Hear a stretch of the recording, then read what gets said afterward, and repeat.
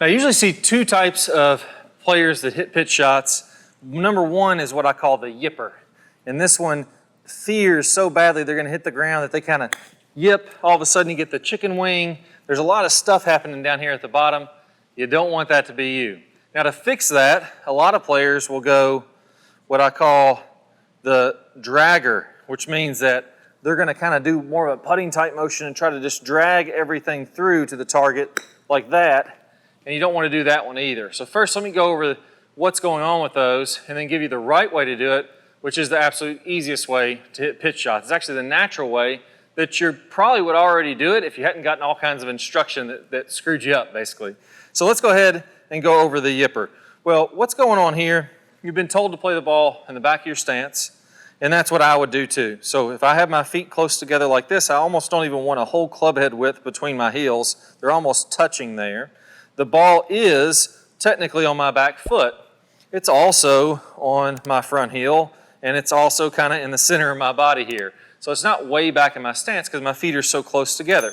Well, most people, when I see them that struggle chipping, they have their feet a lot farther apart like this, which essentially moves my entire body up here, way farther in front, which means the ball has been moved a lot farther back. If I had my feet close together, that would be a ball position about like this. Now that gets the hands way in front, which gets the leading edge, the sharp edge, the slicing part of the club really down to where it can start to dig into the ground. And that gets my angle of attack, or the direction the club is moving, much more of a chopping type motion. So if I'm doing this with this wider stance, ball on the back, I know I'm going to dig and I chunk one, and it's the worst feeling that I've ever had. So to combat that, I kind of last second stand up, try to flip the club, and that's all just to keep this club from slamming into the ground. It's kind of rerouting it. That's that chicken wing. And I'm exaggerating there a little bit, but that's the motion that's happening. I guarantee you've seen it. I'm hoping that that's not you. Now, the second most common one there, I'm going to solve that here in a second. The second most common solution to that is to make the chipping stroke like a putting stroke. And that just basically says take your putting stance, square toes, lock your lower body. You know, in a putting stroke, I don't want my lower body moving at all. I'm trying to remove all the variables because a putting stroke is very slow. I'm just going to rock my shoulders, and that's about the speed of a putting stroke, or at least most of them that you're going to have. Really don't have to make anything too much bigger than, say, this, unless I have a putt over 30 or 40 feet, which most of the time you're not going to have that. You'd be off the green. So what happens is I don't want to do this chicken wing. I don't want to have all this stuff going on. So keep our head down, our lower body still. We feel like we're doing this kind of putting type motion, and we just drag the club on through. So it's kind of a short backswing, and then really drag it through, and my entire body stays down to the ground. That one's a disaster too. It's actually okay if you do it that way, as long as you don't have to hit it very far. So if I'm just doing a little 9-iron pitching wedge, kind of bump and run, I can kind of make that work. But anything farther than that, definitely if I have to hit it up in the air at all, that technique just doesn't work at all. So here's the solution. What's going on there is that everybody naturally, if they were asked to toss a golf ball, would do a couple things. One of these things I promise you've never heard of.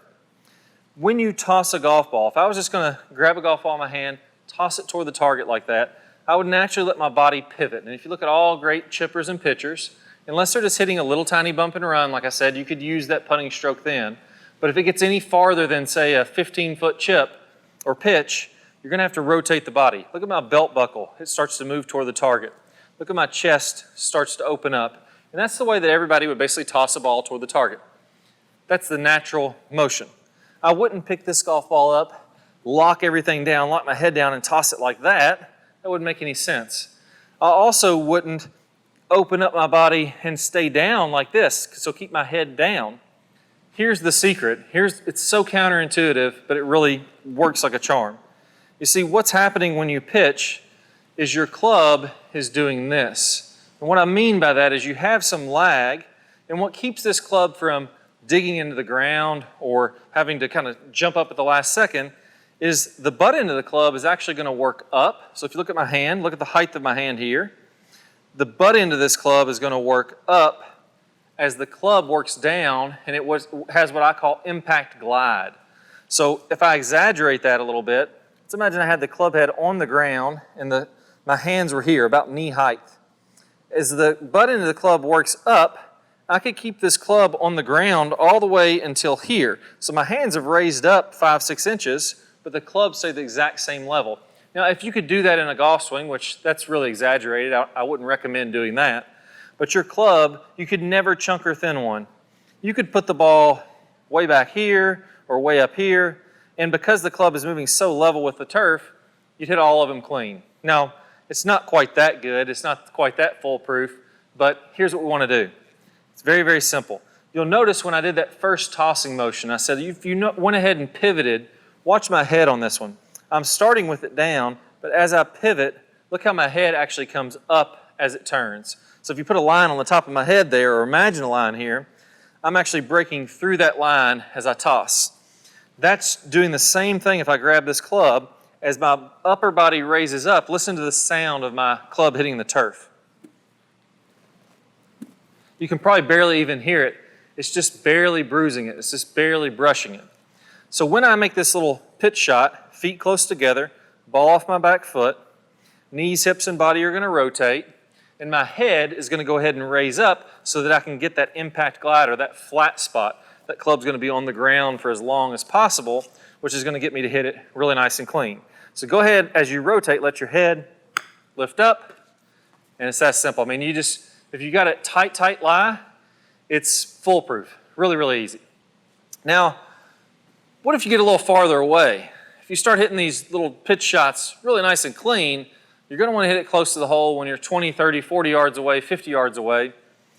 How in the heck do the tour players seem to dial in those distances perfectly?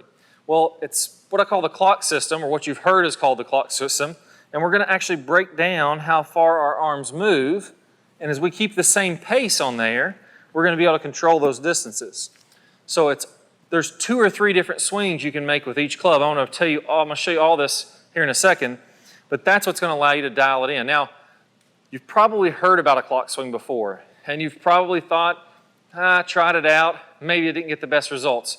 That's because most people teach it the wrong way. It's not how far back you take the hands that matters. It's something else. It's something you have to add to that. So if you want to learn that, I'm going to play a preview of that video here in just 1 second. All you need to do is click the card that pops up on your screen. If you don't see the card, don't worry. Just go down to the link below in the description. I'll show you this clock system. Once you pair it up with these nice clean pitch shots, you're going to be super dialed in. Your buddies are going to be asking you how in the heck they do that, and maybe you can even help a couple of those flippers and the kind of hold-on draggers to improve their game. Best of luck. Let's go and get started. Well, I used to actually practice a lot in high school. This is one of my favorite things to do. I had a strip mowed down the back of my yard where I took the lawnmower. My parents probably hated this because I mowed it down to like 1/2 inch turf in the back of the yard because we lived on a farm. And I would set buckets or towels along this, and I would try to set them at those distances that I knew. And maybe I knew my 56 degree went right at 65 yards. So I'd set a bucket 65 yards away, and I would go ahead and do my 9 o'clock swing, and I would try to fly it right into the bucket. And I'd get to where I could tell for sure if I was going to be a couple yards short or a couple yards long, just because it gets so ingrained when you get the rhythm and the finish the same every time. We can use different length backswings to control the distance of our wedge shots. So for example, if we imagine that I'm a clock and 6 o'clock is directly down, my wedge would be at 6 o'clock, or my arms would be at 6 o'clock, I can go back to a 7:30 swing and I can have the same finish and hit at a certain distance, or I can go back to 9 or 10:30 and swing through to the same distance, and that's going to control, or the same finish point, and that's going to control the distance that my wedge shots are going to fly in the air. And I've got to keep that rhythm and that tempo very, very consistent. If I vary my tempos, I can hit at all kinds of different distances. So for example, I could have a real quick tempo 7:30 swing and probably hit this 90 yards. I could have maybe not really that far, probably 50 or 60 yards. I could have a very slow tempo 7:30 swing and hit half that distance. So I've got to get my distance the same. I've got to get my rhythm the same. That's the real key to it. And the second piece on there